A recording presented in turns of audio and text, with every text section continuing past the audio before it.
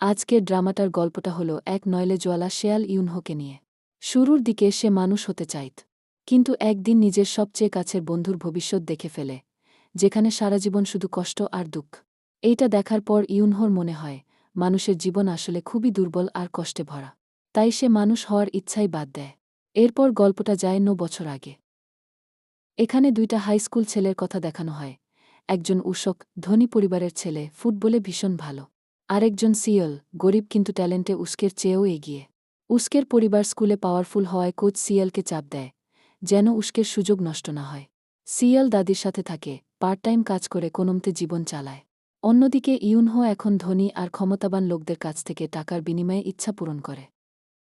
তার এক ক্লায়েন্ট হচ্ছে খুবই বাজে মানুষ, সিওলি ইউন। একদিন শপিং করতে গিয়ে সিয়লের সাথে ইউনহোর ধাক্কা লাগে। সিয়ল পড়ে গেলেও সে আগে ইউনহোর খোঁজ নেয়। এই জায়গাটা ইউনহোর জন্য একটু শোকিং ছিল। এরপর ইউনহো ভবিষ্যৎ দেখে বুঝতে পারে এই দুই ছেলের একজন একদিন অনেক বড় তারকা হবে। ঠিক তখনই এক দেবতা এসে ইউনহোকে ওয়ার্নিং দেয়, বেশি দিন নিয়ম ভাঙলে চলবে না, সামনে তাকে মানুষ হওয়া না হলে পুরো শেষ হয়ে যেতে হবে। এরপর সবচেয়ে বড় ঘটনা ঘটে।